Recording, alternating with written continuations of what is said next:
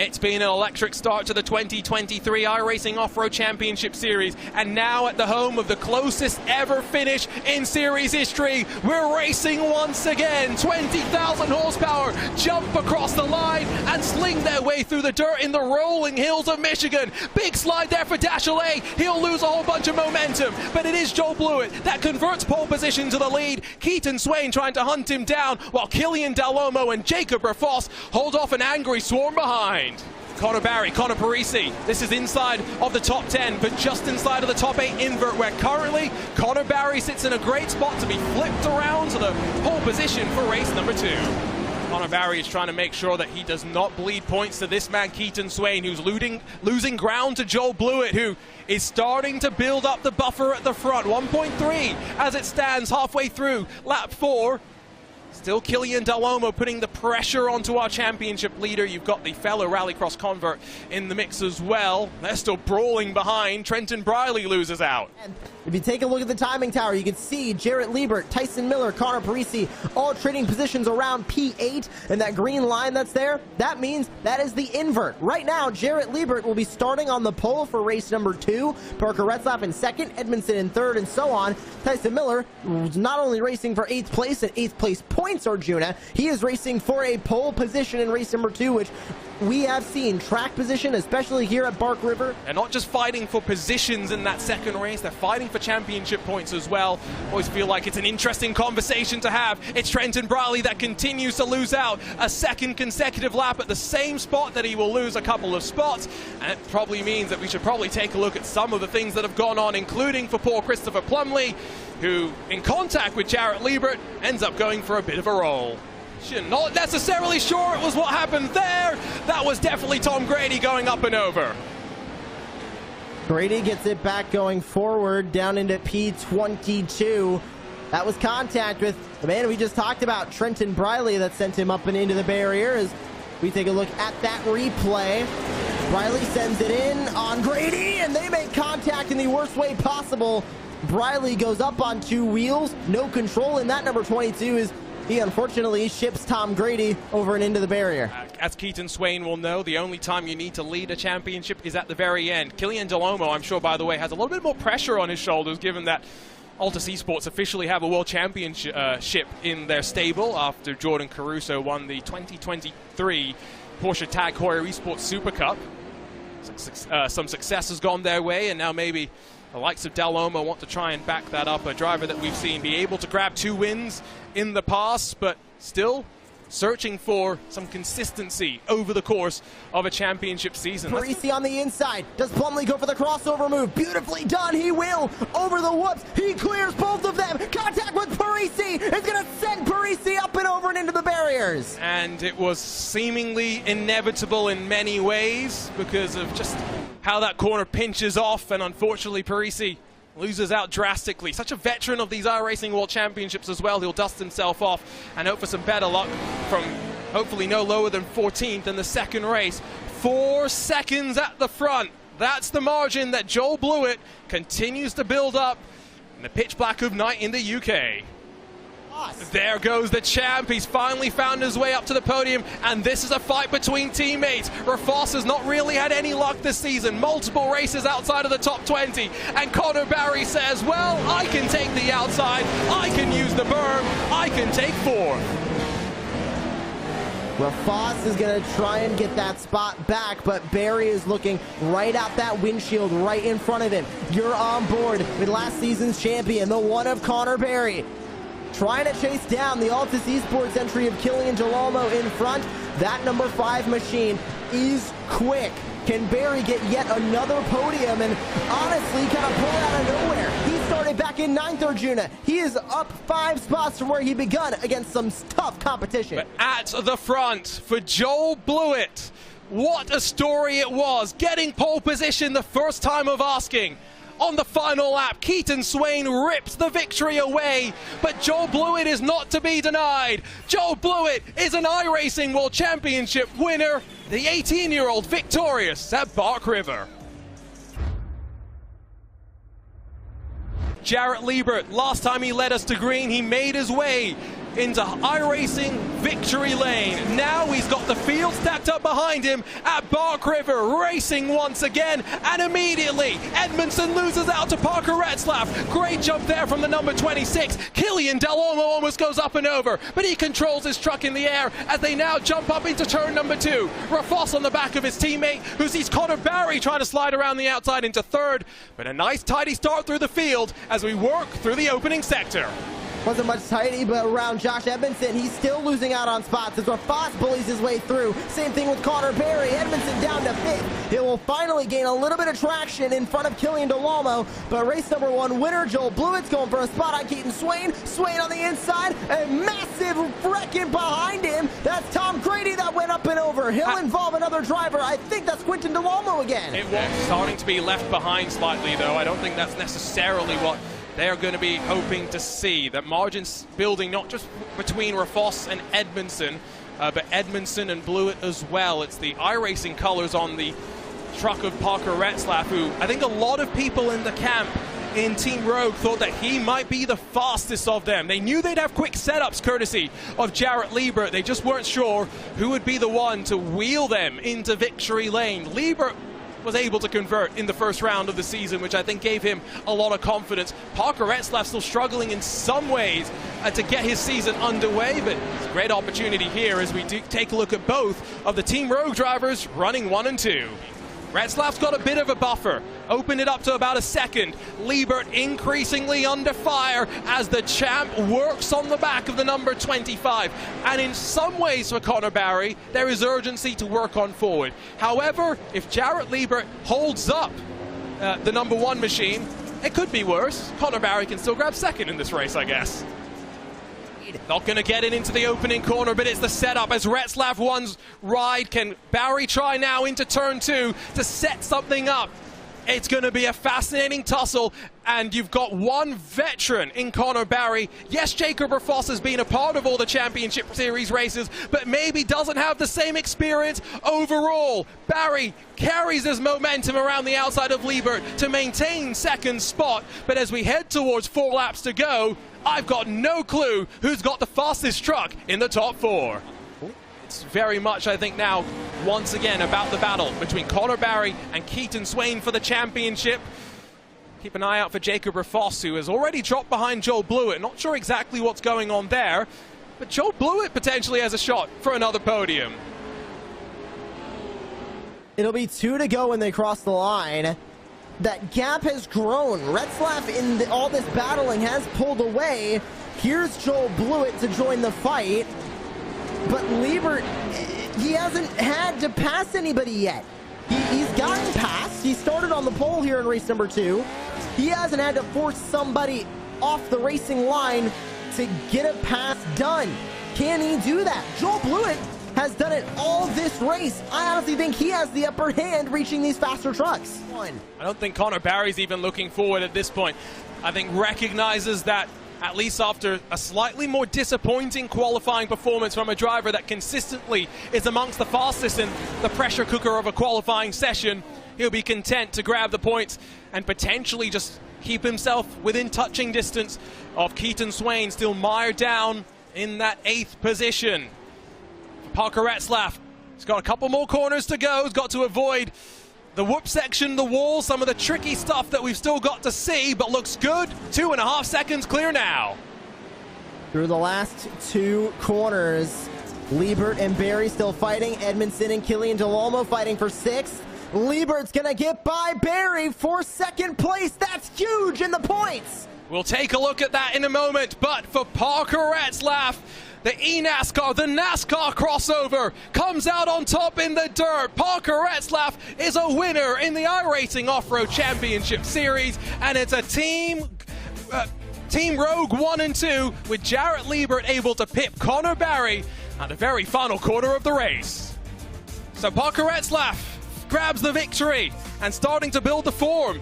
He's 2.5 seconds clear of Jarrett Liebert in the Team Rogue 1 and 2. Connor Barry 3rd as the champ continues just to accumulate those points.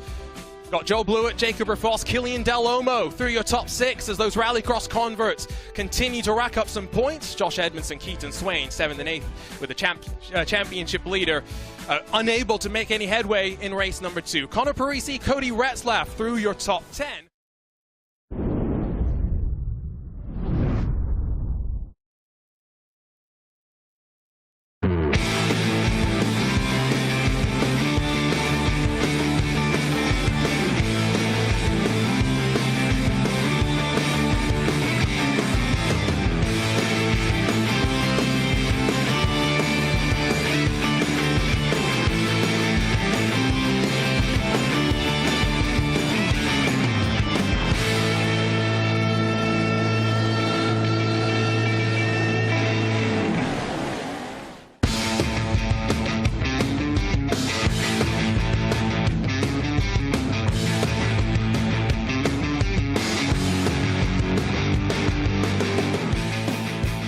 Almost halfway through a season, championship favourites begin to rise. 4 names have stamped their authority on 2023, with familiar faces Keaton Swain and Connor Barry on top as expected, but with rookies Joel Blewett and Jarrett Liebert hunting them down. Welcome to the 2023 iRacing Off-Road Championship live on RaceSpot TV and the iRacing Esports Network.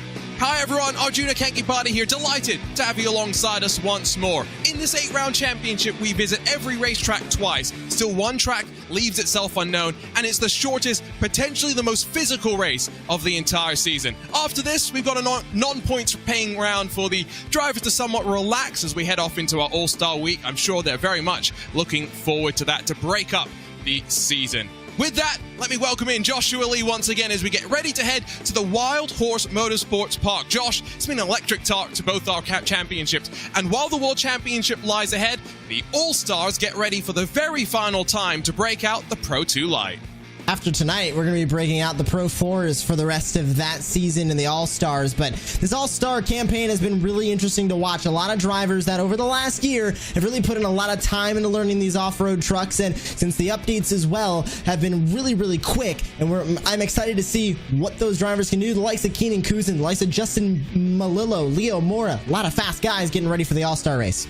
Absolutely, and you talked about updates. These trucks have had a subsequent update since the season has gotten underway. These drivers have had to adapt to that. Going to be interesting to see how it all plays out. Let's see that schedule. Let's see where we've been, where we've still got left to go, starting in this iRacing Off-Road All-Star Invitational, because of course next week we make the transition over to the 900 horsepower Pro 4 truck, but we head back to Crandon and the short configuration to at least make things interesting. 4 races in August, all again with 900 horsepower, lead us to our championship round at Crandon, where of course we will hopefully end up starting 10 wide and then running ourselves to the checkered flag.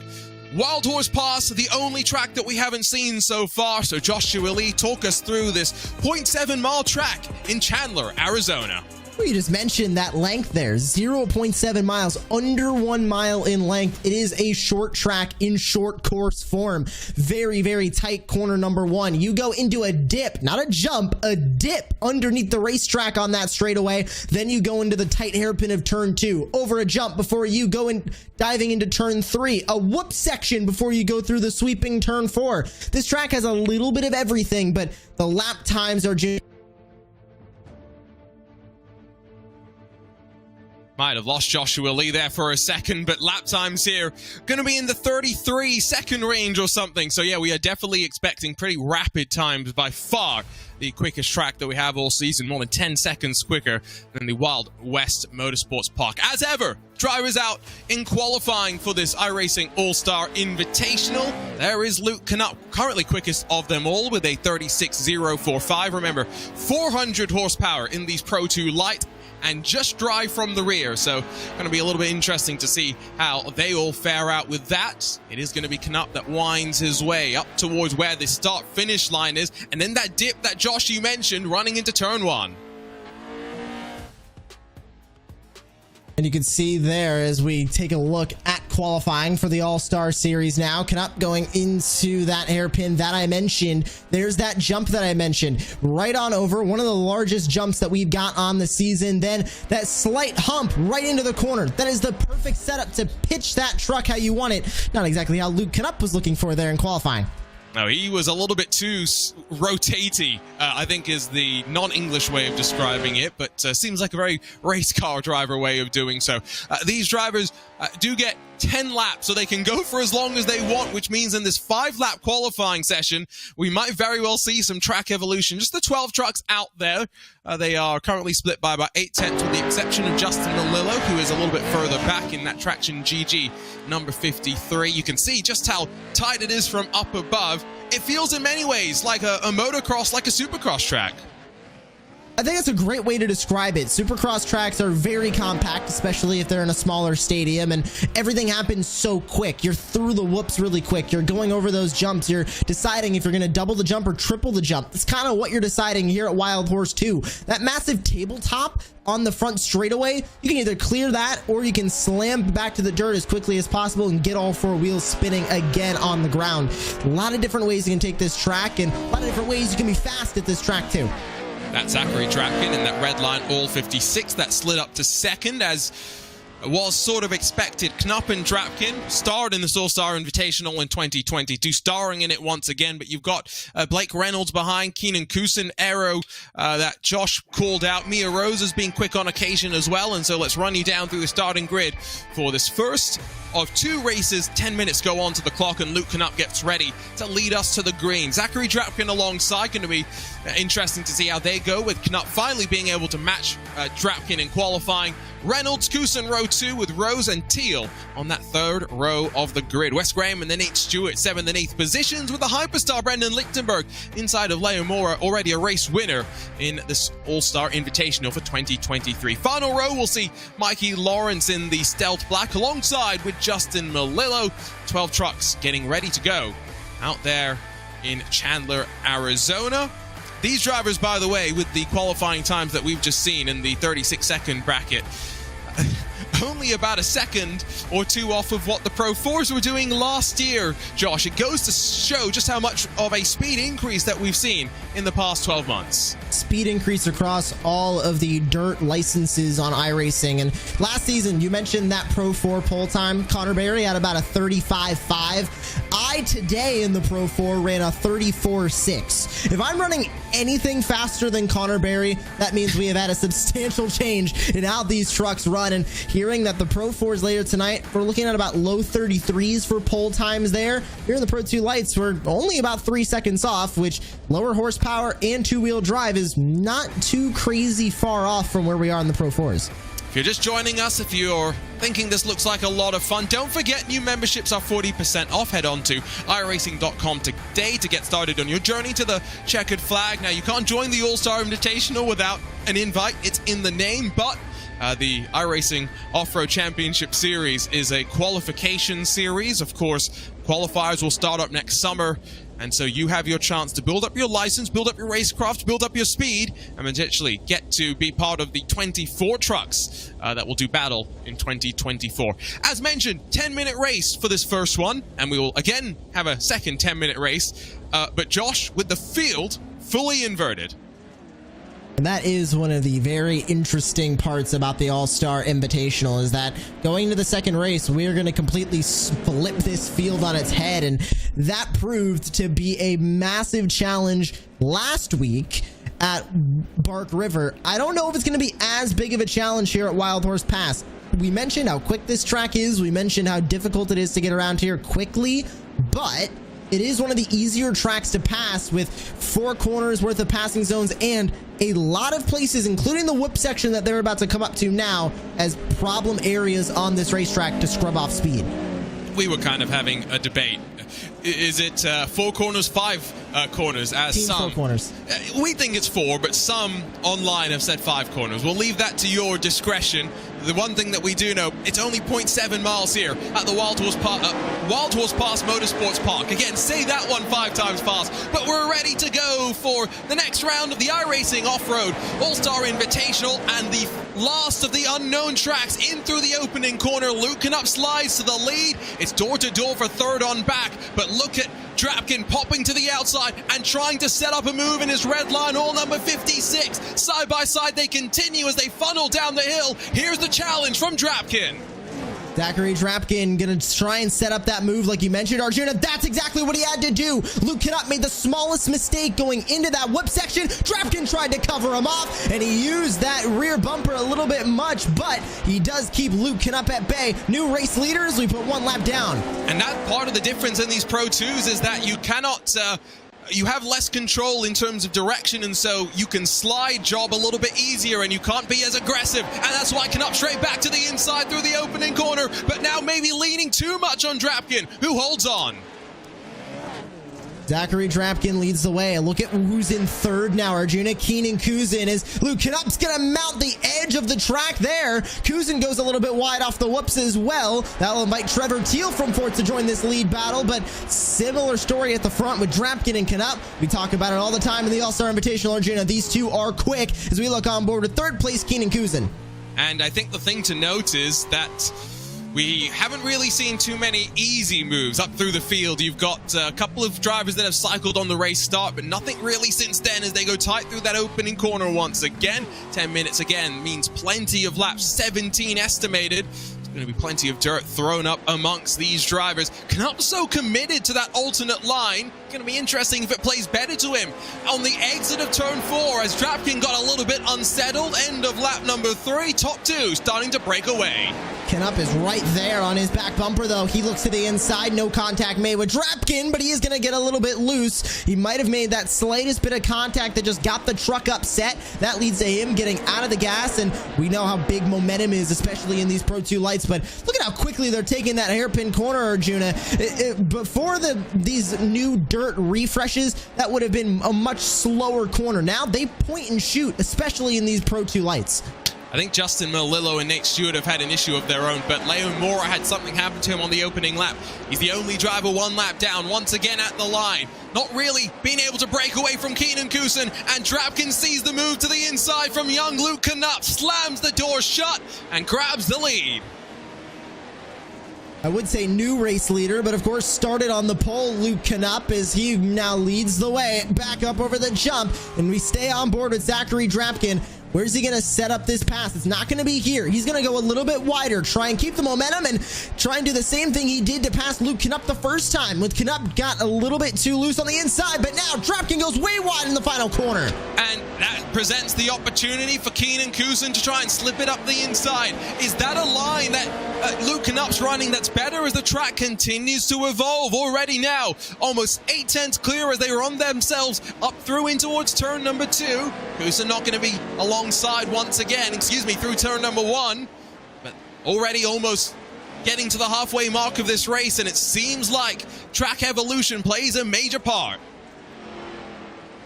Track evolution is going to be big, especially when we put 24 of the best in Pro 4s on this racetrack later in the World Championship. Not going to develop as quickly in these Pro 2 lights with only 12 drivers on the track, but watch for these drivers to try some different lines. Remember when I mentioned in the Open, Arjuna, how there's a lot of different ways to get around this track quick? These All-Stars are starting to figure that out. We did see Drapkin follow the Knupp line through turn 2 and on board with Keenan Kuzin. Let's see if they do it again. This is that second corner where Knupp's been rather innovative. You can see they're all trying to go almost off the track, and Kuzin joins the fun as well. This is one of those things where the smart drivers always find a way. Now that is a part of the racetrack. It's not technically going off track. If they're not getting a slowdown or an off-track penalty, that is legal for them to do, but it's missing those whoops on the inside. That is one of the problem areas that I mentioned, Arjuna. Those whoops are very difficult to get right. They send the truck every which way. Avoid the whoops as much as you can. Avoid a lot of the problems. And I think these All-Stars might be giving the World Championship competitors a little bit of an idea of what to do later. Don't forget, by the way, if you want to follow the standings for the iRacing Off-Road Championship Series or any of the other World Championships, head to iRacing.com, or in the case of this series, iRacing.com/Off-Road Championship, and you'll be able to find the championship standings and keep yourself abreast of what's going on. 9 laps, or on to the 9th lap. We work halfway through this race. It's 1.2 at the front. Knupp's been able to break away as Keenan Kuzin in midair launches himself into the wall. Small mistake there from the 03, but I've mentioned it before and I'll mention it again on a little bit of a larger stage. Keenan Kuzin might be one of the most improved drivers in off-road that I have seen over the last year. He has put in a lot of time to improving his racecraft in these off-road trucks, whether it's the Pro 4s, Pro 2s, Pro 2 Lights, and he has gotten fast. It is no shock to me, Arjuna, that he is keeping up with Luke Knupp and Zachary Drapkin being only about 1.6 seconds back, which from the 5 and the 56 is really impressive. So are we saying Kuzin for the World Championship next year? Is that what we're saying? I would love to see Keenan Kuzin in the World Championship, and I think he should make a run for it in the qualifying series. That is absolutely what I'm saying. No pressure. If you do want a second screen experience, by the way, there are a handful of these streamers that do give you that option. Kuzin amongst them. Hyperstar as well, maybe Trevor Teal, Blake Reynolds, Mia Rose as well. You'll have to go find their links. Don't have them off the top of my head. Laps winding down, though. We're into the final 7 or so. 1.6 still at the front. Aero HD, as he was formerly known, starting to drop back slightly, but not into the clutches of Trevor Teal and Blake Reynolds in those Nitro Circus sim racing machines. Always great to see them in the fun. That's Reynolds fighting from 5th. Right behind him is Mia Rose in the 909 in 6th. Another one of these drivers that, honestly, Arjuna, didn't know much about Mia Rose before she came into this off-road scene in the All-Star Invitational, and she makes a little bit of a mistake before going over those whoops. But another driver that I'm pleasantly surprised with, has had some decent speed, some decent results, running P6 right now, and keeping up with 5 drivers that I would say are some of the best in off-road competition, with Reynolds, Teal, Kuzin, Drapkin, and Knupp all up the road. Yeah, I would also wager that if we flip these drivers into GT3 machines, Mia Rose would be up towards the front and probably running away from the rest of the field. But it's a pretty good showing. Very different skill set that you need. You can also see just how much the lines are evolving as well. Rose trying to find that slightly alternate groove that gets you maybe slightly out of the whoop section, but also where the dirt as it wears is a little less rough and aggressive. But that's definitely winding down. In terms of evolution, we've gone from 36 flats to a high 36s, so we are seeing a bit of that track wear. Track wear and a little bit of tire wear on these trucks as well. I noticed running a couple of laps in the Pro 4s a little bit earlier on today, Arjuna, that I would run about a 34.7, then about 1 lap later 34.8, 1 lap later 34.9, 1 lap later 35 flat. It just kind of would go up in lap time pretty much every lap, and I'm like, my line isn't changing a whole lot. What's changing here? Tires are wearing, track is wearing. It's overall, over a run, over a race, both the track and the tires are going to start slowing down. And we're still in that unknown period. Again, remember, we had a big update before the championship started, slightly minor update just a week or so ago that these drivers will have had to deal a little bit with. Zachary Drapkin's dropped back over about 2 seconds off of Luke Knupp in that race lead. And for Knupp, he's not really had the qualifying that necessarily his speed would often warrant. He said in one of our post-race chats that he just hasn't had that much time in the car. It's coming good now, that's for sure. He's starting to figure out these Pro 2 lights, and I mean, it's like riding a bike, honestly, for Luke Knupp. He's got that prior knowledge, and it really helps him out when he's behind the wheel of these trucks. But leading the way by 2.3 seconds, 2.4 now, as he slings it into that corner. And Arjuna, I keep watching this line where they try and avoid those whoops. I don't know how well I like it, because once they are off of that small straightaway with the whoops, they are at the top of the berm of turn 4, right where the pit entry is, and it's flat up there. So some of them are making mistakes, hitting that flat and losing a ton of momentum and speed. My timing screen keeps telling me that drivers are going down pit lane, which is factually incorrect, but they're getting so close to it that it's triggering the detection there. I did see a question about championship standings, by the way. We technically have pro drivers and then celebrity drivers, but if you combine them all together, it's Drapkin that is on 295 points coming into this, 284 for Blake Reynolds, so 11 back, another 14 back for Luke Knupp, then Nate Stewart, Mia Rose, Keenan Kuzin, and Mikey Lawrence, the top 7. But of course, Pro 4s can be interesting how it mixes up the running order, and of course maybe equalizes the experience for those with less. They can bring more speed into the trucks onto the final lap, though, before we'll invert the field for the second main event of the All-Star Invitational. Just 2 more corners and a whoop section left for that 5 of Luke Knupp. And you mentioned the different categories here, Arjuna. Yellow plate on the side of Luke Knupp's number 5. You can see the denoting colors to see who's in what category. Absolutely, but for Luke Knupp, not the first victory this season, but a first pole position results in an easier ride to victory lane. He sails himself off in towards no man's land in celebration. Zachary Drapkin second, and Keenan Kusin, who Joshua Lee's touting as maybe the most improved driver in off-road, third for him. Trevor Teal, Blake Reynolds behind them. A rather intriguing first race, difficult to pass clearly. Track evolution plays a major factor in terms of the lines that the drivers take. And for the likes of Nate Stewart and Justin Melillo and Leo Mora, plenty of rolls. Nate Stewart has a front end on his car again, which he didn't about 4 laps ago.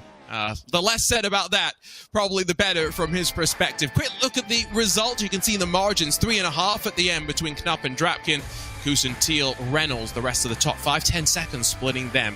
Mia Rose will finish in 6th, just in front of Wes Graham, Mikey Lawrence, Brendan Lichtenberg, and then Nate Stewart through the top 10.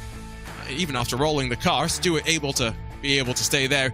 Justin Melillo and then Leo Moore, the only car not on the lead lap, and of course he will start from pole position as we fully invert the field for the next 10-minute race, which is on the other side of another 5-minute period of warm-up, which means that the drivers get plenty of opportunity to get the track worn in just that little bit more.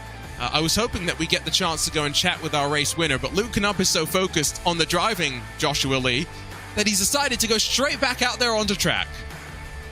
And a couple of drivers are electing to get back out on track during this warm-up, but I'm looking at the carryovers in terms of track state. We are back to a clean track state.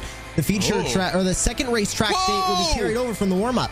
Look at Luke Knupp, who took Ross Chastain and said, I can do that one better. Producer Hugo, please can you get us a replay there? Because I'm pretty sure Joshua Lee's look of dumbfoundness needs a closer angle of what just happened. I just took a peek and okay. I don't think that'll work as a line in the race.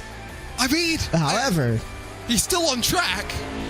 He didn't get yeeted into oblivion like he did at the end of the first race. Let's see if he tries again. No, he's going to take a normal line through the corner this time. But that was a sight to behold. I guess if you're going to warm up, it's as good a time as any.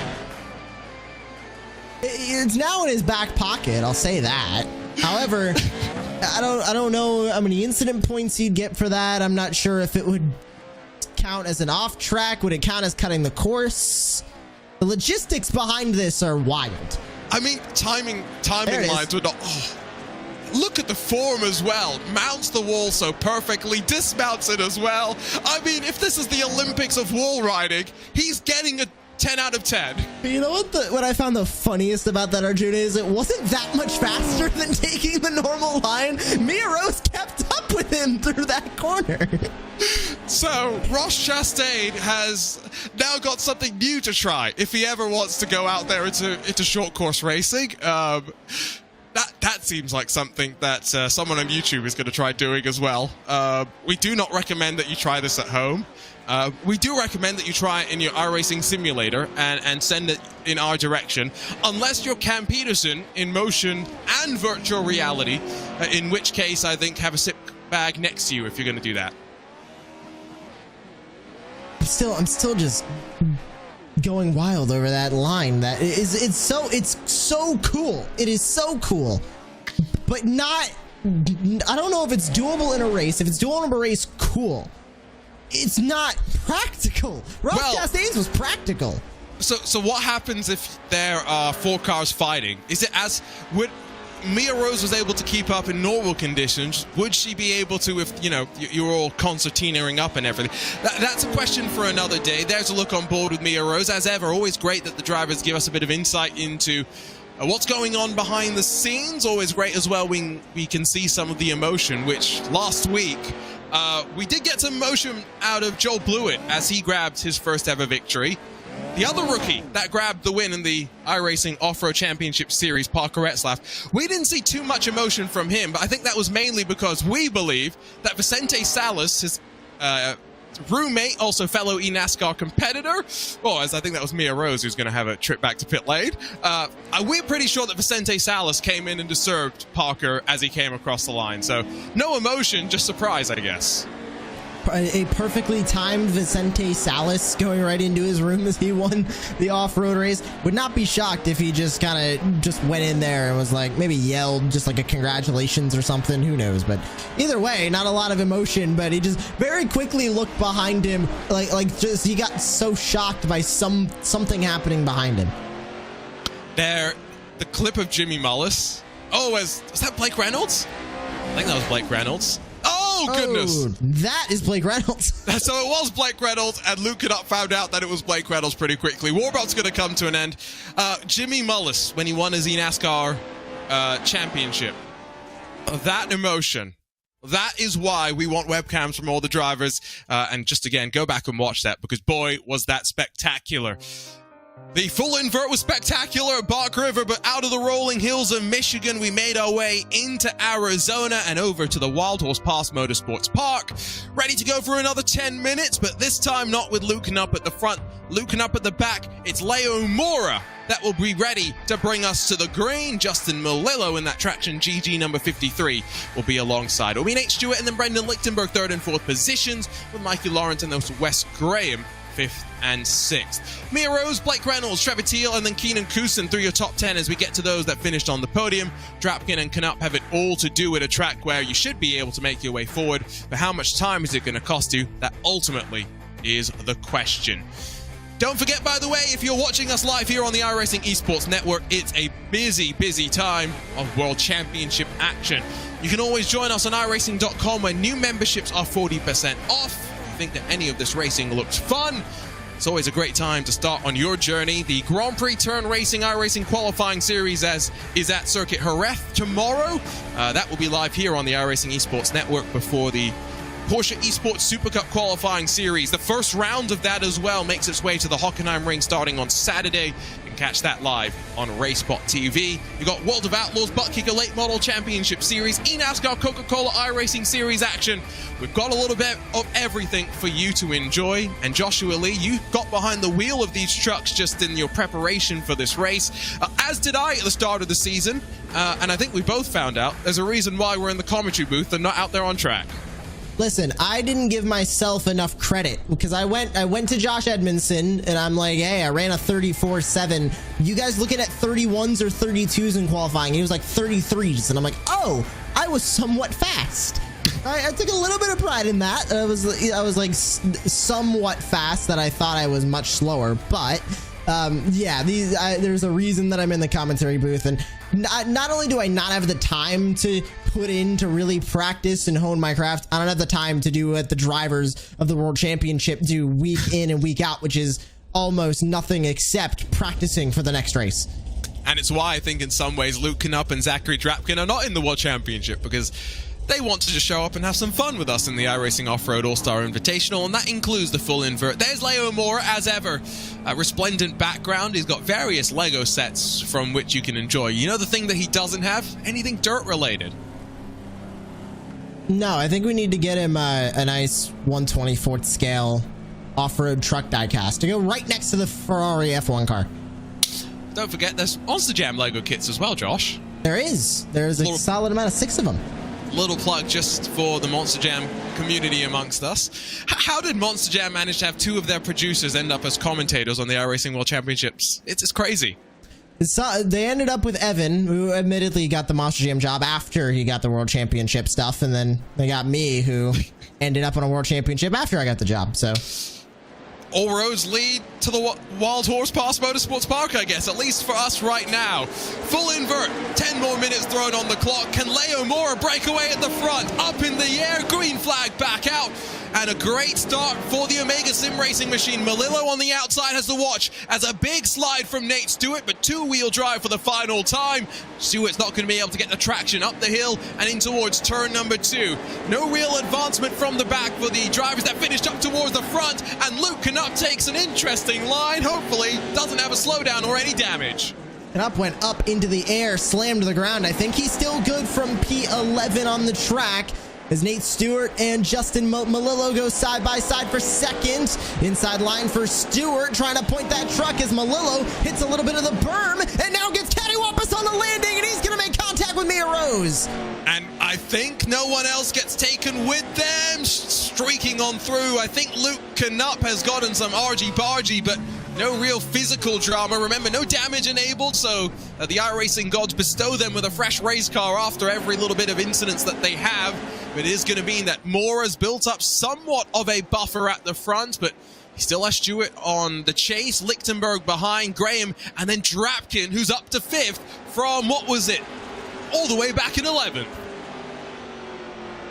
How about Blake Reynolds up to 6th as well, and Drapkin making quick work in P5 as that breakaway that we saw in the first race admittedly is happening, but with a different driver. Leo Mora now out to the front of the pack as we see Keenan Kuzin, and I believe that is Luke Knupp in front of him. It is going side by side, almost into the corner as they both hit the inside berm. Nice tidy stuff though, but down through the hill, Mia Rose still trying to challenge with Kuzin. Gonna have anything there, although on the exit I'm pretty sure the two of them tangled and Rose ends up the worst. Drapkin gets past Lichtenberg, he's up to 3rd, and now only 2 seconds off the back of Leo Mora. Contact in the air for Lichtenberg, who gets cattywampused up with Wes Graham, but watch the charge from the red line, all 56, who in the space of 2 minutes has got his way to the podium. And now the battle for the lead is also starting to heat up as Nate Stewart catches up to Leo Mora. There's Blake Reynolds in the mid-pack still with Brendan Lichtenberg behind, who we haven't talked much about, but solid runs from him as well, as Trevor Teal is going to get loose and almost went around contact with Luke Knupp behind as Reynolds goes to the inside of Wes Graham. Not going to make things easy though is Wes the Mess. Up and over the line they go and in towards turn number 1. Down the hill into turn 1 as well in many ways, and got to be careful on that berm on the outside. The line that Luke Knupp ran in warm-up, not necessarily what you want to run in racing conditions, and still arguing amongst themselves, costing each other time to those in front, and maybe gap opening up to 2 seconds, while Reynolds holds on and grabs 4th position firmly now. Got to watch up to the gap in front. That gap to the drivers in front of him for Blake Reynolds is about 2 seconds. Doable, especially for a driver like Reynolds, but that's Drapkin, Stewart, and Mora in that top 3 battle. As we look at a replay, there's Malillo making contact with Mia Rose, and I think Malillo just got a little bit too high coming off of turn 4. He hit the jump, he slammed back to the dirt and lost control of that truck and went right into Mia Rose. Interesting line there from Luke Knupp in his avoiding action. Malillo has headed back to the pit lane, but is the only one to have done so. Right on cue, I think Luke Knupp's had an issue. Zachary Drapkin goes up to 2nd, contrasting fortunes for those that finished 1 and 2. Knupp at the very back. Drapkin now 1.5 seconds off the leader and in 2nd spot.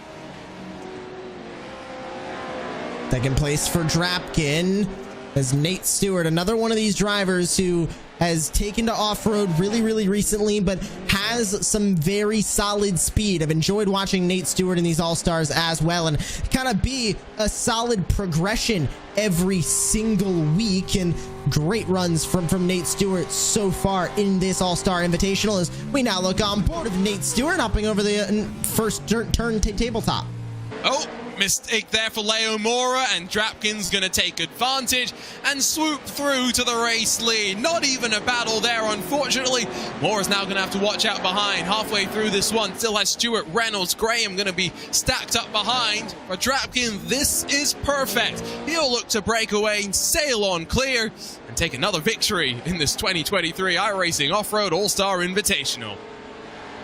Still have 5 minutes left to go, which is still a lot of time, but I think now, Arjuna, you just mentioned it, I think it's going to be a battle for 2nd place as Leo Mora assumes that 2nd place spot with Nate Stewart in 3rd, Blake Reynolds, Wes Graham through to the top 5, and a much different race than we saw in race number 1, Arjuna, with the field spreading out a lot more, but we're still starting to see some pockets of battles as Blake Reynolds catches up to Nate Stewart and is on the back bumper now of the 4. Yeah, that Nitro Circus sim racing machine is +3 so far, and outside of Zachary Drapkin, the biggest mover of the race. Knupp gets past Rose, that's for 9th and 10th positions. Still as Reynolds starts to set up and work on the back of Nate Stewart. Has not brought with him West the Mess. The gap's opened up there, and so Trevor Teal starts to put the pressure on. There's the mistake from Leo Mora, just getting all sorts of cross-top over the line and to land on the entry into turn number 1. It's an easy mistake, and I know I've made it more than once. It's a very easy one to do, and it's easy to do into really any of these corners, Arjuna, because if you notice what these fast drivers are doing, they're setting up for the corner before they even get to it. Look at that move from Blake Reynolds trying to clear Nate Stewart. He cannot clear himself, and now he goes all the way up. Nate Stewart makes contact to the door. Stewart is going to keep that 3rd spot, but as I was saying, you watch those fast drivers, they set up the corner before they get to it. You do that too early or you do it too quickly, and you're going to end up going around as now Reynolds gives a hip check to Stewart. You can tell there's some history there between two of the drivers around the eNASCAR scene for so many years. Reynolds is going to hold on for the time being, but it's going to be a different complexion when we get to the 4-wheel drive 900 horsepower Pro 4s next week. These sort of slide jobs not necessarily going to result in the same sort of contact, which means what? You can send it even harder. All of that contact has meant that now Blake Reynolds has got a job on his hands. 3 seconds and 3 minutes to close up to Leo Mora to get up to 2nd, as Nate Stewart's going to be under pressure from Trevor Teal. And we know Trevor Teal can race these off-road trucks as we go on board with the number 72 to the inside of Stewart. He can't point that truck as well as he wanted to. He's a little bit more used to the Pro 4s and the high-powered Pro 2s. Not necessarily the Pro 2 lights, but he's learning with this All-Star Series as he tried to go to the inside of Stewart. Slams the inside curve. That'll keep him in 5th.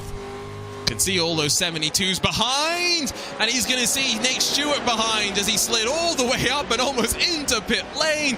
Drops him not just behind Teal, but Keenan Kusin as well. Filters back into 6th spot, and at least for the time being, stymies the bleeding. Leo Mora has done a decent job of hanging on to Zachary Drapkin. Just want to give him some kudos. With 2 minutes still left to go, gap holds at about 1.6 seconds or so. And I was saying that Drapkin was going to pull away. Leo Mora proves me wrong. It's very much so still in this heart of the pack where don't blink. There are some sends coming as we head into final 3, maybe 4 laps of the race. It's a lot of drivers that have now stacked up in that mid-pack, but what Nate Stewart just did there, Arjuna, honestly concerns me because he hit the green cones that indicate pit entry. You go into the pit lane and then immediately turn out. Unsafe pit exit, and you're going to have a time penalty. That'll be huge if any of our World Championship competitors end up making that same mistake. Got to make sure you stay out of trouble with 24 trucks. I think that alternate line is a bit too much of a risk. We'll have to wait and see how those drivers play out. Leo Mora has got back to within 1 second as Luke Knupp continues to try his alternate line. It's going to give him the over-under on... Whoa, that was a beautiful move on Nate Stewart. Did not see that one coming, I think, the number 8 machine. There is all of that pressure as Luke Knupp goes around the outside of Nate Stewart. All of a sudden, Luke Knupp is up and into 5th, into the 6th spot, and he's got work to do still. Keenan Kusin and Trevor Teal are side by side up in front of him, and I think he smells a little bit of blood in the water as they go through turn 3. Got to be careful. Number 4 machine, mounts the inside up through that 3rd corner and now through the double apex final corner in some ways. Finds himself almost 1 full second on the back of a 3-car choo-choo train, which is led by Trevor Teal. We're on to the penultimate lap of the race because Zachary Drapkin continues to ride at the front. So it means 2 more laps for these drivers to figure it out. Door slam shut there for Keenan Kusin, but barges his way to the inside quarter panel of Trevor Teal. Really just sets Kusin out wide, and sweeping on through, Luke Knupp says, give me 5th, thank you very much. Still has more work that he can do as we'll take the white flag this time by Arjuna with Drapkin heading back into turn number 1. White flag will come out in the next 5, 4, 3, 2, 1 seconds. Well, there was, by the way, just so you're aware, penalty potentially for Nate Stewart, but race control intervenes to make sure that's not a drama. I definitely don't want to put yourself in that situation, that's for sure. Big smile on the face of Zachary Drapkin, and I tell you what, he's talking, he's having some fun. And seemingly that's what 2023's All-Star Invitational has been. Think he's been victorious at every single track we visited, and maybe he can continue that streak. It's Drapkin victorious once again, and he puts on a display with his celebrations. I thought he was going to try the Canup wall ride there, but he ends up just flipping it off and into the barriers. Still a solid celebration. I give it a 6 out of 10. Yeah, still didn't land on all four wheels, so you take off 4 points. That's how it goes. Drapkin, going to be looking forward to chatting with him. Leo Mora second, and then Blake Reynolds third. What a wonderful opener that these All-Star Invitational drivers always put on for us. Quick look at the race results, quick chat with the drivers, and then we'll get ready, locked and loaded for the World Championship. Drapkin 2.2 clear of Mora, while it's a Nitro Circus 3 and 4, with Blake Reynolds in front of Trevor Teal, both working their way forward. And Luke Canup at +7 next to his name would have thought he was the biggest mover, but Drapkin being +10 steals that from him. But what a drive it was from the 5 to carve his way from deep with just a few laps left to play. Keenan Kusin, Nate Stewart, and then Mia Rose, Wes Graham, and Brendan Lichtenberg make up the rest of your top 10 before Justin Millillo and Mikey Lawrence both do not, make it to the end. It means that we can chat to a couple of the drivers, and let's start with the man that we just saw with a big smile on his face crossing the line. Zachary Drapkin victorious again in that 56 Redline Ore machine. And let's talk about that first race, and it seems like Luke Canup's back and ready to give you a fight. Oh, we can hear you. Oh, okay. Sorry about that, you guys. Yeah, that was definitely a good race. It was the first race I was definitely going for it. He got that cheeky slide drive on the bottom, and it was just crazy. And then a crazier second race because he had to work his way forward. But then we checked in with you at the end on the webcam. You were talking, seemingly quite animated. What was going on behind the scenes? Oh, yeah. Me and Timothy Mesmer he was spotting for me, and he was just telling me, you need to be smooth. Don't blitz the whoops. Every time I tried to blitz the whoop, I would lose about a quarter of a second. And I thought it was a blast just going through it. But he was yelling at me not to do it because I was trying to race smart. But I was also having a blast just out there battling. And I got to say, coming from the back to the front is probably the most fun thing to do every single race. Even if you don't get all the way to the front, which sometimes you don't, it's still a blast because everybody's fast and it's just so much fun to run through the pack. And I do have to ask, you've answered the question about the alternate line that we saw. So, final race in the Pro 2 Light. We're off to the Pro 4 next week. 900 horsepower four-wheel drive. What should we expect in terms of differences in racing? Well, I got to say, the whole Pro 4 thing it's going to be a ruckus because the class is just insane. It's actually more throttle control. The Pro 2, you're just mashing the thing, trying to keep the wheels spinning. The Pro 4 is all throttle control and who can get to the corner first because it's all or nothing pretty much with those things. Well, thank you for joining us as ever. Zach, seems like you're having a lot of fun out there. Let's see if the Pro 4 is as kind to you as the Pro 2 has been. I'm stoked to. I've been watching my buddy Connor Berry, so I wish him good luck tonight too. Well, we know who Zachary Drapkin's cheering for when the World Championship drivers head out there. Luke Canup, victorious in race number 1. He's standing by with Joshua Lee. And Luke, we'll talk about the racing first before we talk about that move you did in the warm-up, because I do want to talk about it real quick. But the racing out there on the track, you, of course, were very, very quick in both races and climbed your way up through the field in race number 2. Pro 2 Lights at Wild Horse Pass. How you liking the combo? Wild Horse Pass is my favorite track. It's my home track, just about 30 minutes from my house. So it's always been one of my favorites, and I always seem to do really good at it. So, yeah, it was good to finally put qualifying together and get a good qualifying run in, and then Zach got by me early, and I did not let that happen. So I threw a slide job on him and kind of just pulled away from there. Now that move you pulled off in warm-up, we're dubbing it the off-road Ross Chastain, but how practical is that in a normal sense, and were you trying to do it? Was that the goal, or was that you ended up getting just kind of linked to the wall and rode it all the way around? Oh, I used to do it a long time ago, and I wanted to see if it still works. So yeah, it clearly does, and sometime I might have to use it in a race. Listen, all I'm saying is we have Wild Horse Pass one more time on the calendar, and it's in the Pro 4s. You might have better luck there doing it.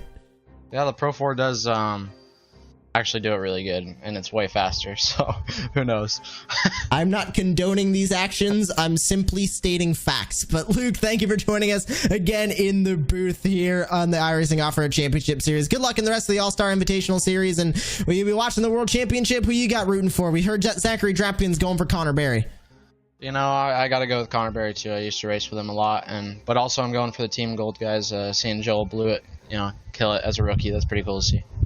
Congrats again on both of your races tonight, Luke. That is Luke Knupp, All-Star Invitational Series race number 1 winner tonight, and solid run from him in race number 2, as well as we transition over to Blake Reynolds, who's standing by with you, Arjuna.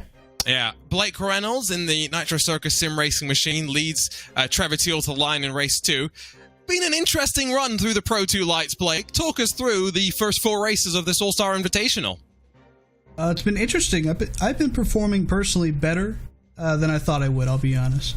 I was in last year's edition of this, only other one, and I didn't feel my performance was very good, but I definitely picked it up this season, and maybe that was the refresh, or maybe I just drove dirt more, who knows, but I've been very happy with the Pro 2 portion of the season for me so far.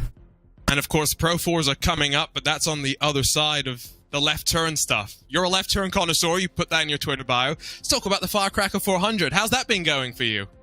Well, let's pull it up. I believe I'm 22nd right now. Oh no, I'm being bumped. Oh, Real-time look behind the scenes at what's going on. So, yeah, hopefully I'm locked into that race. I'm racing either one, the 200 or the 400. So, representing Nitro Circus Sim Racing there too, and Next Level Racing. As we do here. Shout out to them, and good luck to the rest of the team tonight. But yeah, I'm looking forward to the Pro 2 stuff, or sorry, Pro 4 stuff. I don't feel I'm as strong in 4-wheel drive. It's something I'm not used to, like in stock cars and stuff. I'm used to 2-wheel, so yeah.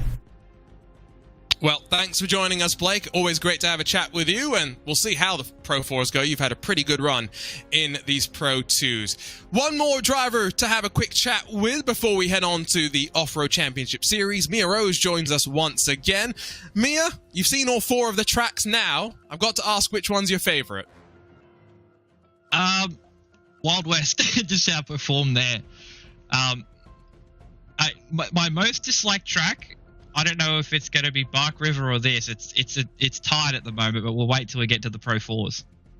Yeah, you'll get another opportunity to see with more horsepower, 4-wheel drive, how these all play out. Looked like it was a slightly interesting race for you until things came slightly unstuck. Yeah, doing well, and then Justin, I felt bad for him. He screwed up the jump before the start line, and he caught me into it, and then had a bit of an altercation with Luke. I think we both weren't happy at each other about it, but, we both survived to live to the end of the race. So. We get the Pro 4 transition as we head to Crandon Short. Going to be interesting to see how you enjoy that variation of Crandon. Not even sure if we get the land start, but looking forward to seeing you in a week's time. Mia, thanks for joining us as ever. Thank you. Mia Rose joins us to wrap up our iRacing Off-Road All-Star Invitational coverage. And Josh, they always manage to put on a bit of an introduction for us as we get ready to go. And now we are left with 24 Pro 4 drivers that get ready to do battle. But these Pro 2 lights have been a lot of fun. Slightly disappointed to say goodbye to them.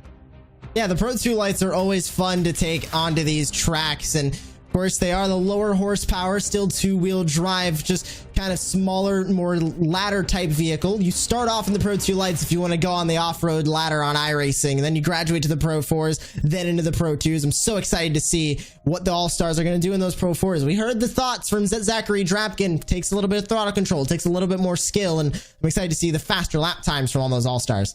That's interesting. I've heard the other thing, the opposite from some of the drivers in the World Championship Series. So always interesting what different drivers think about how they can get speed. But we are ready to go. It's been such an exciting championship so far, and it's the final unknown, and questions are left to be answered. Don't go anywhere on RaceBot TV or the iRacing Esports Network. We'll be right back here at Wild Horse Motorsports Park.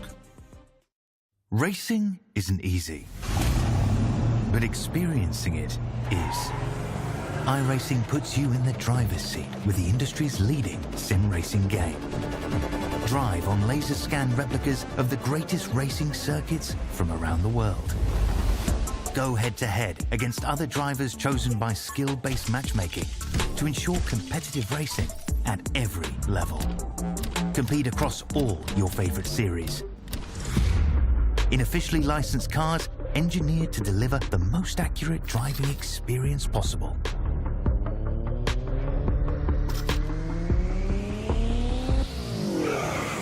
Join a race or host your own with players from across the globe. Race against the computer or in a league with friends.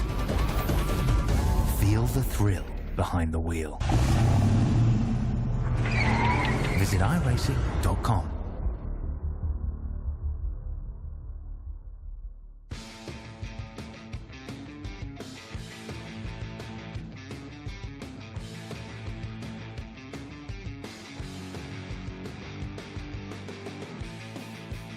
Almost halfway through the 2023 iRacing Off-Road Championship Series, 4 drivers have made their championship intentions known. 2 of them are familiar faces in the form of Keaton Swain and Connor Barry. 2 rookies, though, have shown just how much speed they've carried into this 2023 campaign. Welcome back to the iRacing Esports Network and to RaceSpot TV for the 2023 iRacing Off-Road Championship Series.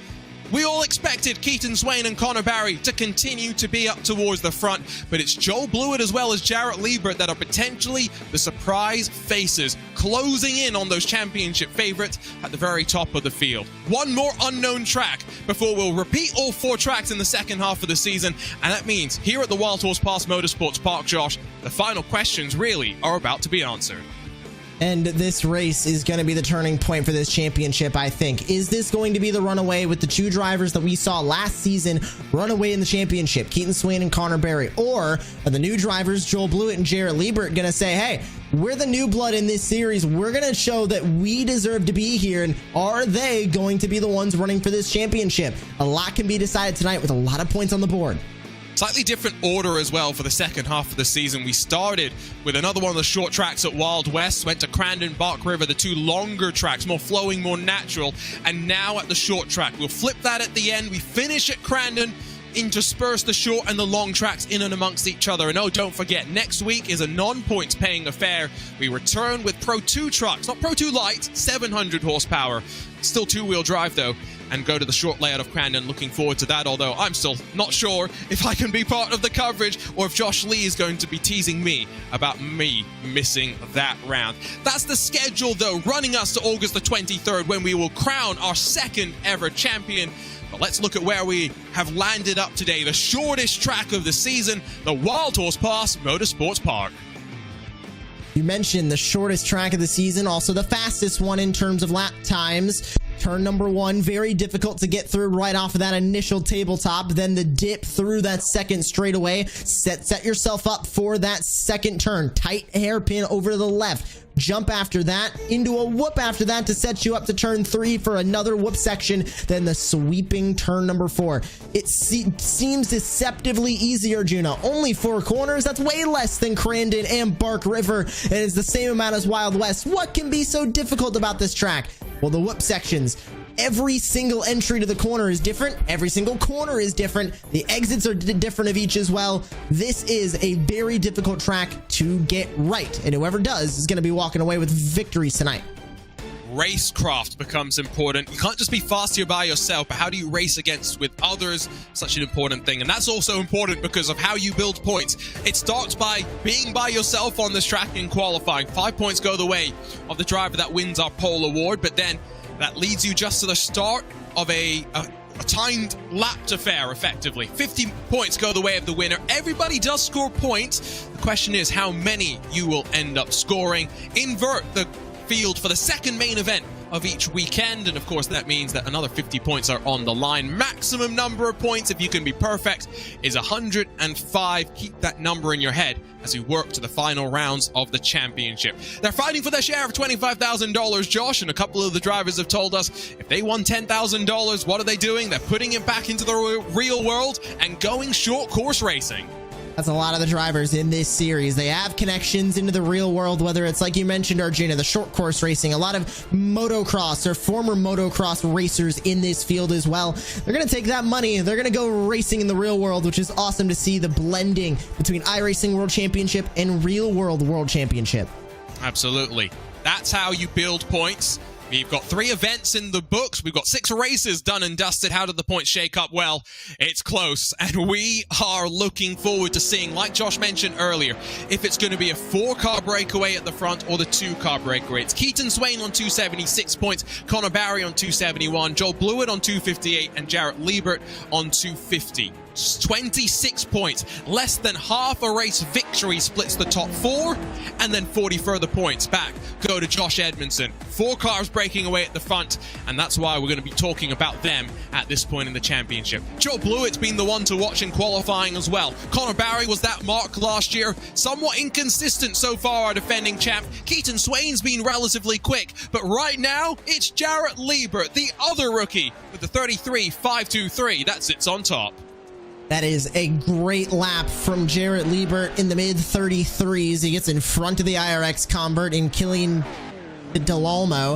And then you mentioned the 2 championship competitors from last year. As we just see Jacob Rafos go from 11th to 10th. The 2 drivers from last year in the championship, Swain and Barry, 3rd and 4th, and then Joel Blewett, the 4th name within that championship running, 6th right now on the board. All of them within about a 10th and a half, but a very, very different look when we take a look at how the points are going to be in qualifying, Arjuna, with Blewett being outside of those points. And you can see that they are not taking the shortcuts through the whoops. They've got more power. Clearly, they're not losing that quarter of a second that was reported by Zachary Drapkin. Blewett has been on pole position twice this season, only good enough for 6th that time by 33.678. Going to be the best that he can put down on the board in the 3 attempts that he has for qualifying. It's just Killian Delolmo and Josh Edmondson really left out there on track, along with Nicholas Dachelet and Keith Jeffrey. Edmondson's up to 6. We're looking at Killian Delolmo trying to add another world championship to the Altus ranks. Does not find any improvement, but gets plenty of air for the front end of that Pro 4 truck. And finds his way into 2nd. Nicholas Dachelet runs an interesting line. Clearly no improvements with the track evolution late stages. Dachelet rocked back in 14th after being another driver to grab a pole position this season. I think looking at that timing tower right now, Arjuna, a lot of drivers that we thought would be quicker are closer to the back end of the field. And looking at the likes of Christopher Plumley, Tyson Miller, Cody Retzlaff back there as well. The other Delolmo, Quinton Delolmo. You mentioned Nicholas Dachelet. A lot of drivers going to be coming from the back in this first race. Going to be an interesting mix-up in terms of championship hopes for some. But it maybe is not a surprise to see Jarrett Liebert, after getting 2nd in qualifying back at Crandon, going 1 better and grabbing his first ever World Championship pole position. 33.523, only half a 10th off is Killian Delolmo, who lines up alongside in what's been a up and down qualifying season for him. First time in top of the top 5. You've got Keaton Swain, who's going to line up back in 3rd after he's been very consistently up inside the field. Connor Barry cracks the top 4 for the first time this season after being our pole king last year, or rather qualifying king overall. Alex Bergeron and then Josh Edmondson, 5th and 6th positions, with the Bergeron iRacing liveried car making its way up there in the field. Joe Blewett back in 7th, Tom Grady in 8th, right on the invert for the top 8. Be an interesting battle there where Josh Fox and Parker Retzlaff will be trying to work their way forward. Watch out for Parker Retzlaff, who finally has his new colors on the Team Rogue number 26. Crystal King just misses out on a top 10, but has been consistent to start the season off. Trenton Browley alongside in the Team Gold number 22, while Jacob Rafos and Nicholas Dachelet 13th and 14th positions. Quinton Delolmo and then Tyson Miller 15th and 16th, with Justin Kay, Cody Retzlaff through the front 9 rows. Just a handful more cars to go. Terry Miller rejoins us after 2 races missing. Got Christopher Plumley for company on the edge of the top 20. Connor Parisi still just not finding any sort of luck, but hoping not to be flipped up and over for what would be a 7th time in 8 races. Nicholas Wellhouse, Keith Jeffrey, the 23 Chucks that get ready to roll. As ever, they get stacked up for a full pace lap. Gives us plenty of time to talk about the fact that these drivers, well, they're racing at Wild Horse Pass in the Pro 4 trucks. You can do the same thing on the iRacing official series. To sign up, go to iRacing.com, where new memberships are 40% off. So Jarrett Liebert, Killian Delolmo on the front row of the grid. What are you feeling right now, Josh, in terms of expectations for the 16 laps that lie ahead? Well, I'm expecting Connor Berry and Keaton Swain to really put a lot of pressure on those top two, Liebert and Tolomo. And I think in sort of a sense, more pressure on Jarrett Liebert. Obviously, Swain and Berry know that it's going to be Jarrett Liebert that is knocking on the door of the championship. But I think that rookie season mentality is still going to be in the back of Jarrett Liebert's mind, and I think a little bit of intimidation, friendly intimidation from Connor Berry and Keaton Swain on the racetrack might be Berry and Swain's best opportunity to creep Jarrett Liebert a little bit further down those point standings. Because if they don't stop Jarrett Liebert now, I think we could be looking at a four-way fight or maybe even a two-way fight with Liebert being one of those drivers towards the end of the campaign. In terms of drivers that have also been effective in moving their way forward, maybe it is not a surprise that the top four drivers in the championship, amongst those that have been the most consistent in working their way forward. Hardest charger this season, though, is Quintin Dallomo, who once again has it all to do in qualifying. Jarrett Liebert put the lap together. It's the first World Championship pole position in the career of his World Championship career. Underway for the first time at Wildhorse Pass in the 2023 season, and Connor Barry almost went for a ride. Big flip for Trenton Briley, who went all sorts of up and over, but Connor Barry, the champ, somehow still on all four wheels, but three wide and under pressure as they funnel through turn number 2. They all slam into each other in that hairpin, and now they'll still be too wide going through turn number 3. Liebert and Dallomo pull away from the top 2. Swain's going to be in third. 3 wide back behind as Edmondson ends up in the middle. He'll cover off the one on the outside of Connor Berry. Alex Bergeron was caught in the middle, 3 wide there as well, as we've got more carnage in the back, but all Liebert and Dallomo up front. It was Quintin Dallomo that I think was the instigator at the front of the field, the pinch point for those behind stacking up. Quintin Dallomo struggles. Killian Dallomo's is in a great spot, just trying to hunt down Jarrett Liebert at the front. Still squabbling almost 3 wide, just inside of the top 10. Rafos up the inside of Tom Grady. This is for that top 8 invert. And Connor Barry finds himself going nowhere fast and in 8th position and trying to hold on. Barry's got a lot of work to try and do right now as he exits turn 4. He goes up and over the tabletop in 8th. That is huge because he's right on the cusp of that invert line as Dashley pulls a slider on Rafos. Rafos hits the outside berm as they go back into the dip. We look at Rafos going up the inside. He's trying to get by Tom Grady, and that's going to work in the hairpin. Now up to P10. They are costing each other so much time right now. It looks great, but it's allowing the top 2 to somewhat stretch their legs. Keaton Swain loving it in third. He is just riding and collecting more valuable championship points. Rafos down to 11th as Tyson Miller slides up the inside. 4 laps complete, and once again, Connor Barry, running very bold and aggressive lines, finds himself in precarious situations, but he's gotten past Josh Fox in that Williams Esports machine. Rafos gets tangled up with Tom Grady and has caused a stack up at turn number 2. They keep it going, though, as we look back at Connor Berry in 7th. He's running aggressive, Arjuna, yes, but this is where Connor Berry is best. He runs aggressive like nobody else. He runs aggressive and is able to march his way up through the field and command himself to take positions away. That's exactly what he did to Josh Fox in the 12. He sits in 7th with, look who's up the road, one of Dirt Racing on iRacing's royalty in Alex Bergeron. I mean, Alex Bergeron has been across of all disciplines on iRacing, and one of the few drivers who have actually won races across a couple of those different disciplines. A winner in this series, won 2 races in 2022. Have not seen him be able to be up towards the front just yet, unlike Nicholas Dashley, who was an emotional winner back at Crandon and continues to ride now just inside or just outside that top 8 invert in a great spot potentially to work his way forward. I see troubles for Jacob Rafos. I see troubles for Parker Retzlaff. Retzlaff back in pit lane after the joys of victory. It's right back to the doldrums of what's been a difficult season for an eNASCAR and NASCAR convert. Yeah, it hasn't been the best other than that win for Parker Retzlaff, and it was just a quick mistake over the whoops that sent him over into the pit lane to end his race. But this is the battle, not necessarily a cut line. I'm not going to call it a cut line, Arjuna. Nobody's getting cut. It's the invert line. Josh Fox right now will have that invert pole for race number 2 as you see Connor Berry almost mounting the edge berm off of turn 1. you can tell that these drivers have practiced because they are running all of these lines that give them these opportunities. I would say that for Conor Barry, ultimately 7th spot is not a bad place to be.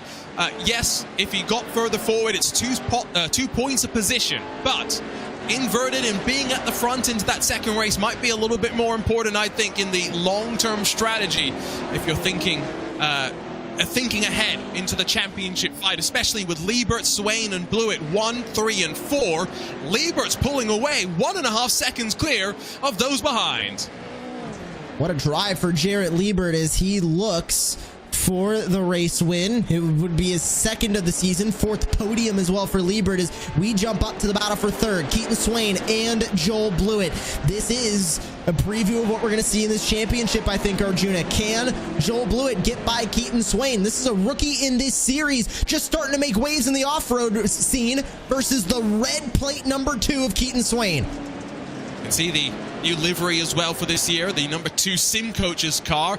And if you're wondering those numbers, how they're doled out, it's based on past performances. So the 24 drivers that competed in last year's championship earned the right to wherever they finished in the championship as their number. Those that did not compete in 2022 get then ranked behind them in terms of where they finished in the qualifying series. And so hypothetically, you'd expect the rookies with the high 20 numbers to not be up towards the front, as not being the case so far. We're going to have 9 laps complete, and we're going to have Conor Barry getting past Alex Bergeron, clearly not deciding that anything that I say is worth any merit. He just is a racer, wants to move forward.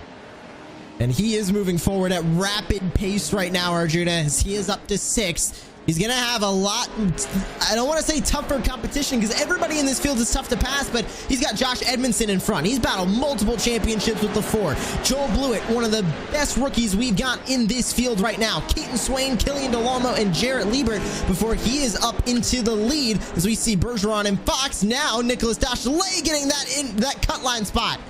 Fox made a mistake, and I don't know how he didn't tangle himself up with those in front. Bergeron very lucky there, and he's going to be seeing in his rearview mirror Fox at the inside of Dachelet and holding station for the time being. Gap at the front coming down slightly. Killian Delormeau trying to chase down Jarrett Liebert. Liebert's got a victory.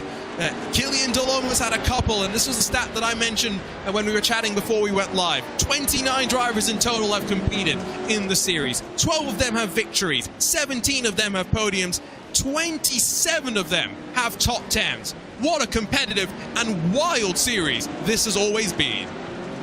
And this season is shaping up to be insanely competitive as well, Arjuna, because we have nobody that has gotten repeat wins except for Keaton Swain. If Liebert were to win this race, it would be the second driver to repeat win this season. As we look at that invert line with Dachelet and Fox coming out of turn number 4. A lot of damage to both of those trucks, but aerodynamics don't mean anything in off-road racing. They're using those fenders as much as they can. Yes, aerodynamics a suggestion more than anything else. Body part optional.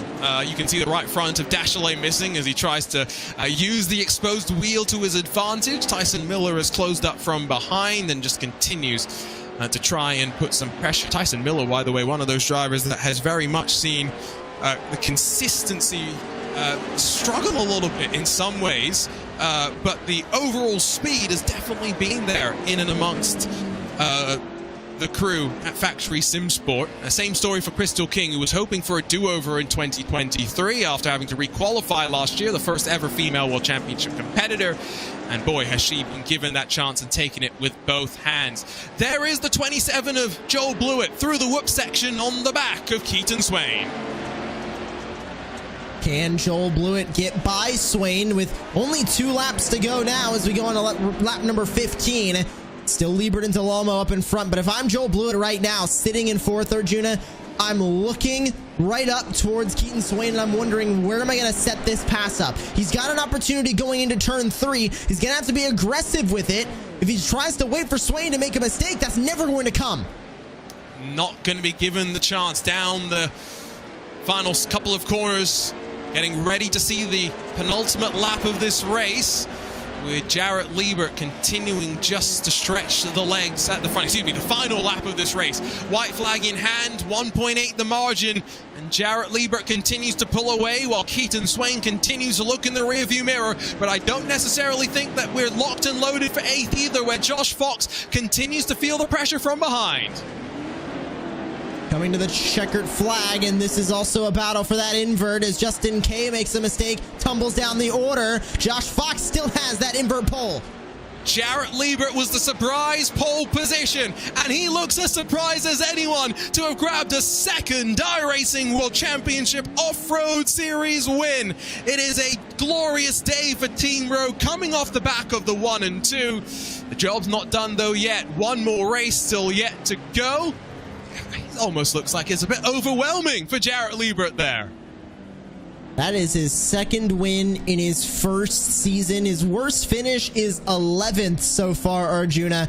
That is a great season, and I think he's solidifying himself with Keaton Swain finishing in 3rd, Barry in 6th. He's going to get a lot of points on those guys.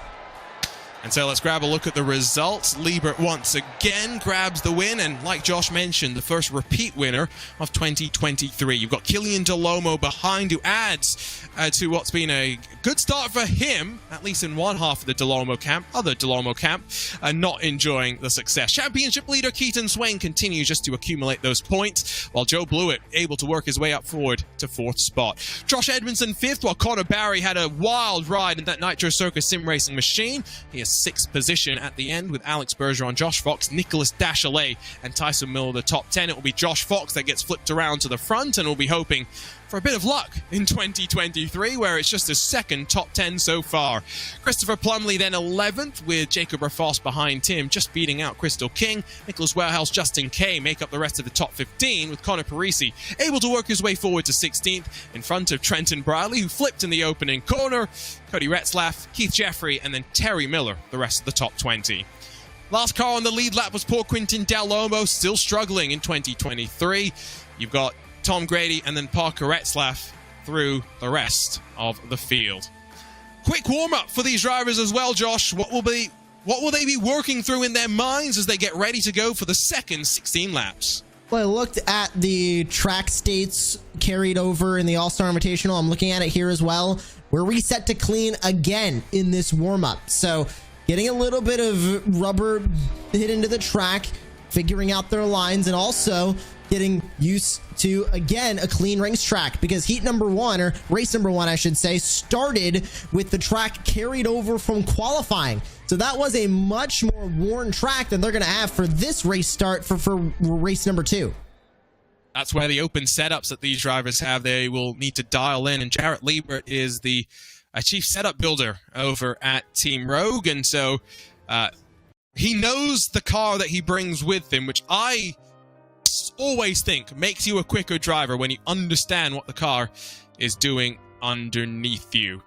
The drivers finished that brief warm-up though, and already fast and furious short course racing. 16 more laps on the board, and the top 8 inverted to see Josh Fox ready to lead us to the green. He's got Alex Bergeron alongside, both previous winners in the series, with Connor Barry hopefully having a bit better luck from 3rd. He's got his teammate Josh Edmondson for company on row 2. Joel Blewett and then Keaton Swain 5th and 6th positions. Behind them, lining up in 7th, it is going to be Killian Delomo in that Altus Esports number 5. Jarrett Liebert, now a 2-time race winner, back in 8th. Dashalet just missed out on the invert, but watch for him to work his way on forward from 9th. He's got Tyson Miller for company. Christopher Plumley and then Jacob Rafoss make up the rest of the top 12. 13th for Crystal King, Nicholas Warehouse in the Team Rogue number 28 as alongside Connor Parisi, Cody Retzlaff 15th and 16th with Trenton Briley and Justin Kay in the Team Gold Machines on row number 9. Keith Jeffrey and then Terry Miller 19th and 20th with the oldest ever iRacing World Championship competitor back in the field. Quintin Delomo, Tom Grady and then Parker Retzlaff make up the rest, with Retzlaff continuing the, well, either being up towards the front or being absolutely nowhere at all trend that seems to have developed. It's not the first time he's been last, and may not be the last either. Josh, as the field stacks up once again, as we remind everyone, iRacing.com, if you want to come and join us with 40% off new memberships. We saw that it was difficult to pass, still in these Pro 4 trucks. You could make sense, but it opened yourself up to potential side-by-side battling. And I mentioned in that battle between Swain and we were watching Joel Blewett try and catch up that if he were to wait for a mistake, it would never happen.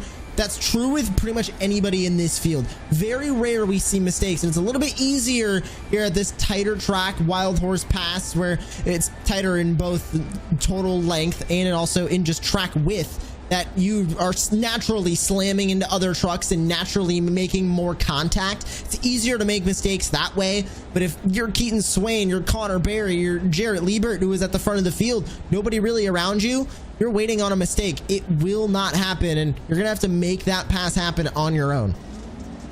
Field pulls away, full pace lap, but only 0.7 miles with which to work.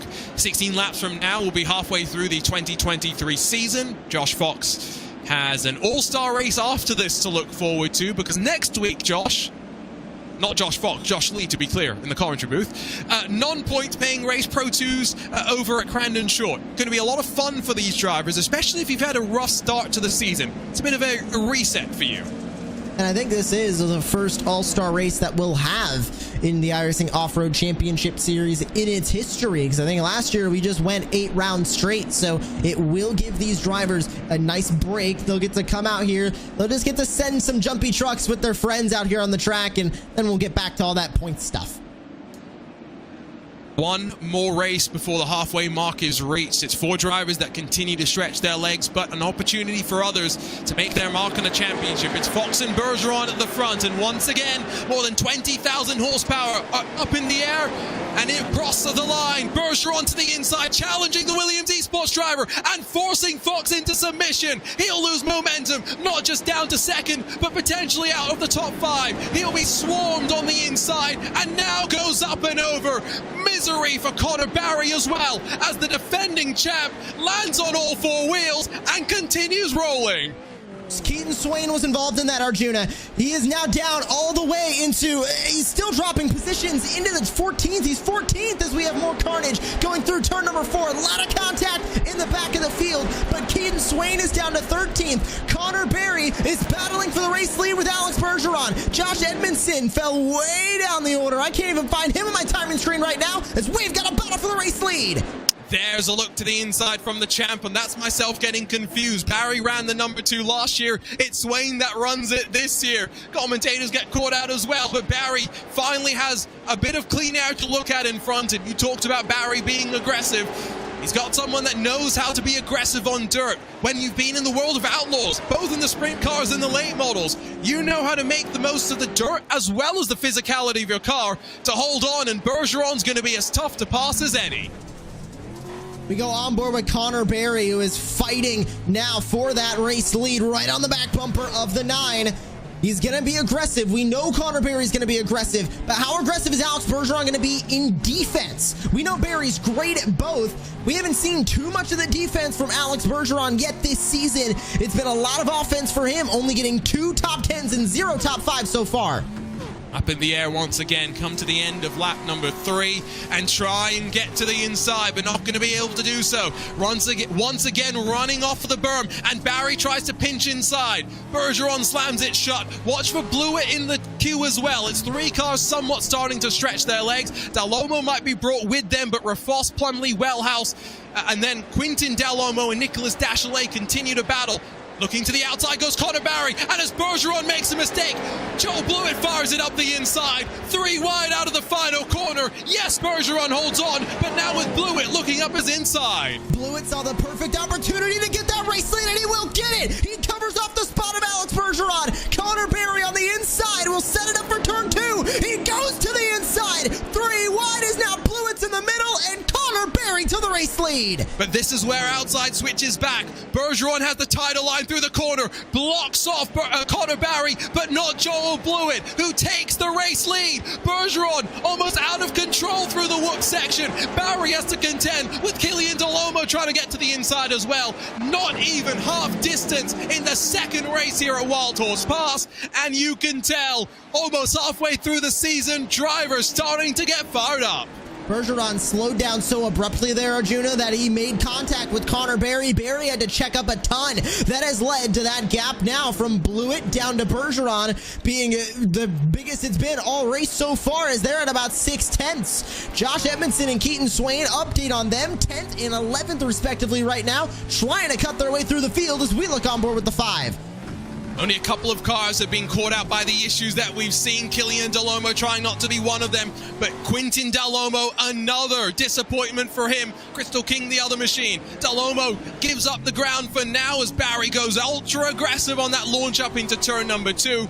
All this fighting is great, but you know what it means? The choo-choo train goes all the way back to 10th spot. Keaton Swain's not totally out of this.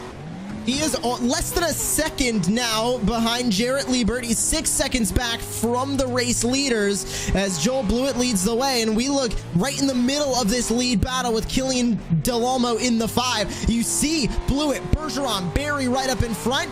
If I'm Killian Delormeau watching from 4th, I'm wondering, where am I going to set up this pass on 3 drivers at once? We've seen it happen before. Once they all get bunched up, it's very easy to make a 3-for-1 special.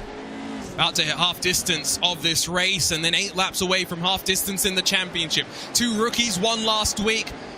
Are we about to see 2 rookies win again? And it's 2 rookies that are putting the pressure onto Connor Barry and Keaton Swain in the championship. Over the line, in the air once again.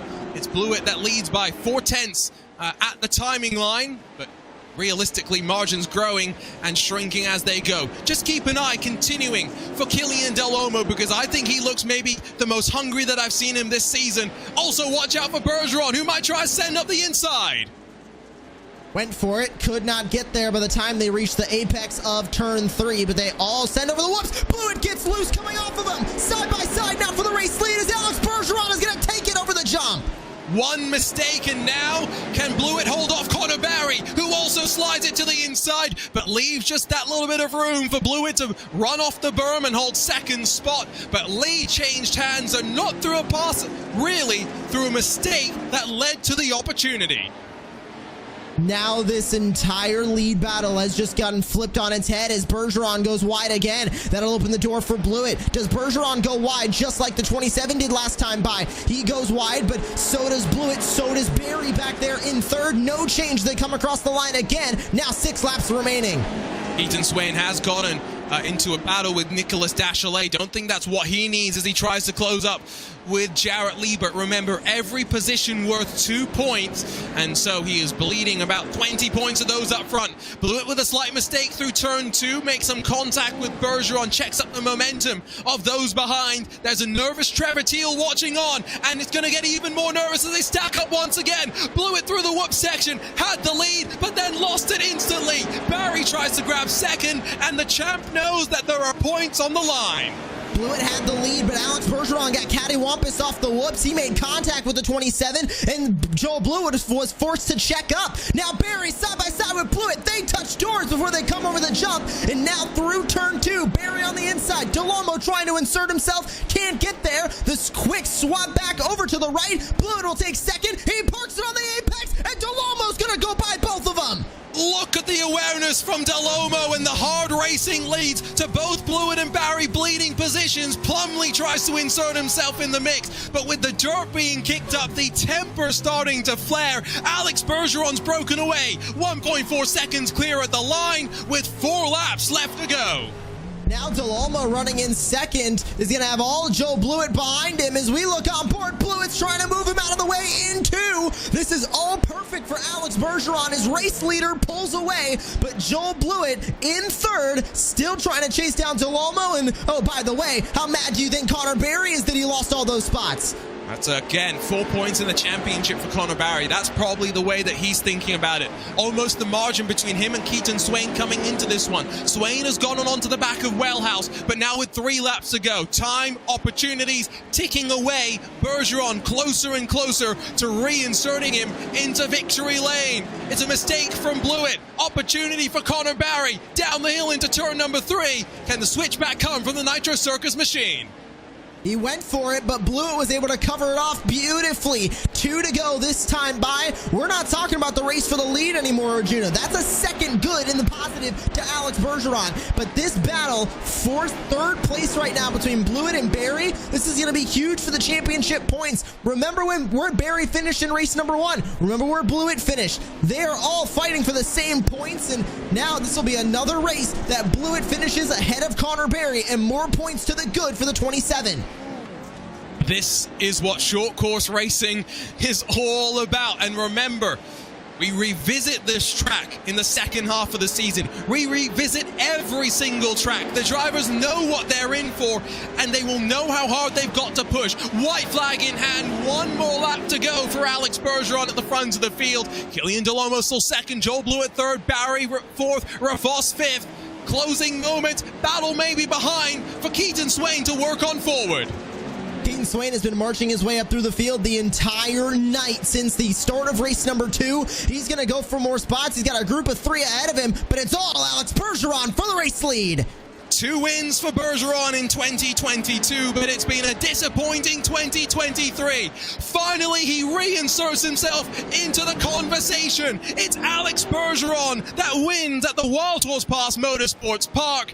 It will be a delightful day in the ABR machine, but still plenty of work to do. Conceal the trophies over the shoulder. Bergeron, it's only just another win in the history books. Delhomme second, Blewett third, Barry fourth, and Rafos fifth. Is this the turning point that we expected, Joshua Lee, in the championship? We'll take a look at the points, hopefully, and find out. Turning point maybe, but this is just getting me more excited for when we come back from the All-Star race next week for the final 4 points-paying rounds, because we've got a proper battle on our hands with the top 4. No longer rookies on top. It's a veteran and an iRacing veteran that enters victory lane today. Let's grab a look at those race results and show you how they finished. Bergeron from second took advantage of the battles behind, and the Canadian makes his way first to the line. Delhomme second is going to be quite happy, I think, with the fact that he's got 2 podiums to speak of today. Simon Feigl is going to be smiling from the land down under. Joel Blewett, after a slightly disappointing qualifying, able to get some solid points on the board. And the champ, Connor Barry, after a slightly disappointing race 1, very much makes up for it in race 2. His teammate Jacob Rafos in the Nitro Circus Sim Racing machine is behind him to round out the top 5, while Jarrett Liebert, race 1 winner, gets up to 6th in front of Christopher Plumley, Nicholas Wellhouse, Keaton Swain, and Josh Fox, with Swain dropping to 9th with drama on the opening lap. It's Josh Edmondson and then Nicholas Dashalet, 11th and 12th positions, with Trenton Briley in front of the Team Rogue number 17 of Cody Retzlaff, Tom Grady, Parker Retzlaff, Justin Kay, Connor Parisi, and then the Millers, Tyson in front of Terry to round out your top 20. Hard charges for the likes of Grady and Retzlaff +7 respectively, but for Keith Jeffrey lost 2 to be in 21st, while Delhomme and King, 2 DNFs in the race, 2 laps down, 13 laps down. It's time for us to make our way down in towards victory lane and to chat with a couple of the drivers. And let's start with Alex Bergeron. Alex, it's been an interesting 2023 season, I think, for you. 2 top 10s at Crandon, yes, but not much success to speak of until now. How are you feeling back in the winner's circle? Feels pretty good, I gotta say. Definitely had a hard time the last couple weeks, and especially with all types of championships so far right now. So just very, very fortunate to be here. And, I'm super glad to be up front for the second race. It was kind of a bit of luck for, the first race. We fell down a little bit. I don't know, maybe it was something with the setup that we missed. But we did a very good job, I think, and able to hold on to first place in the second race. I think, we did everything we could there. Half the season down, we visited all the tracks. We've now also had a slight update to the truck from where it was at the start of the season. Talk about the last week and what you've discovered since a new update got dropped in you all. Yeah, definitely the new update got it better. We had a big struggle with the front end, just couldn't turn. Now it's just a bit better. We still got a lot of work to do to try to figure out, what we could do to get better, but it's a step in the right direction so far for our team. Well, as ever, Alex, thank you for the time, and we'll see you next week for a non-points paying race over at Crandon with the Pro 2. Absolutely, but before going on, I definitely got to thank Aiden Beerline on the team. Couldn't have done it without him. He built all the sets and got me ready for these races, and without him, it wouldn't be possible right now, especially with limited time. He does all the setup for these trucks, so super glad to have him on the team at Team ABR. Got to thank everybody, Jason, Rebecca, everybody that helps me out, all of our partners, A1 Simulation, Para Info Development, Pit Logic, Valley Park Retiring Living, and everybody that helps us out. My dad for watching, as always, all the fans out there tuning in, and we're just going to keep on doing what we can and trying to go up in the championship standings. Always great to have a chat with Alex Bergeron, a third win in his iRacing Off-Road Championship career. We'll chat with Jarrett Liebert as well. We saw the emotion across the line. Jarrett, pole position. Was that a surprise to you? I know you weren't necessarily thinking you were going to be the fastest of the Team Rogue machines, but you were today. I'll be honest, that was actually a major surprise. I was pissed when I crossed the line, actually, on that Q lap, because I thought it was going to be like 12th. Like, it felt like a really bad lap, because on my lap 1, I aborted at the end of it, because I felt off, but realistically, that lap was a 10th faster than what I actually ran on that lap, that actually got the pole. So, I think we had a lot more speed than what we even showed in qual, but I won one of the pro qualifiers here at Wild Horse, and we brought a really, really similar set with the update last week. It put us closer to what we were running before, and I felt like this was a track that we had it down before. So overall, I felt like it was almost a perfect day. Like, I couldn't really ask for more. We cut the gap to Keaton in half. Like, that's all you can really ask for. And Vicente did a great job on the box, just keeping me as calm as I could be. I think it was overall really a great day. I'm glad you know the championship situation, because we're trying to calculate it behind the scene. We've been kind of talking about the storyline. Keaton Swain, Connor Barry, last year's championship, battlers, the ones we expected to be up towards the front. Yourself and then Joel Blewett, the two rookies who have very much taken the championship by storm. You've seen all the tracks once now. We get the all-star rounds, and then we'll do it all again. How are you feeling? How do you rate yourself out of 10 with the first 4 races in the books? I don't know. I'd have to ask you guys that one, because I'm just doing the best I can, to be honest with you guys. But Joel Blewett, really happy for him to have a good points day as well. I've been testing with him a little bit. Even though we're on separate teams, still testing to make sure we're both up to pace to try to put some pressure on Keaton and Connor. And I really couldn't ask for a better overall group to be battling with. Keaton's really clean. Connor, what you give, he'll give back. Joel, if you protect him, he'll protect you.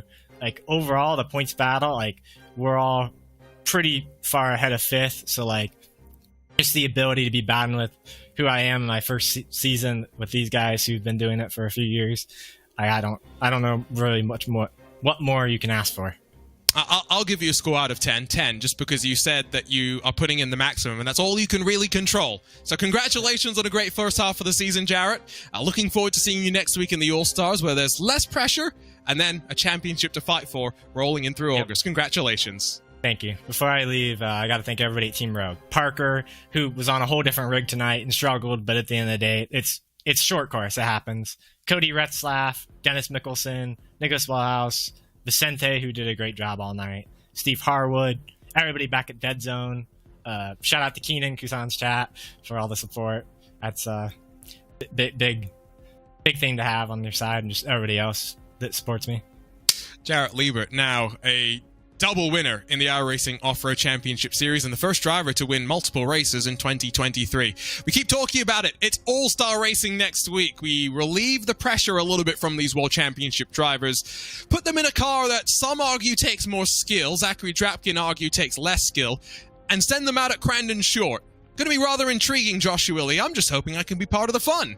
I'm hoping you can join us from all of your travels. I had travels this year. It's now time for you to have some travels. But the Crandon short track, obviously, it's going to cut out that land rush start. It's going to cut out that berm that you see basically right there where you see the two ends of the track meet. Just going to cut right through there. Much shorter, much faster, but a much funner track, in my opinion, to race on, because it's a lot less corners, and most of those corners are long and sweeping with a jump in them as well.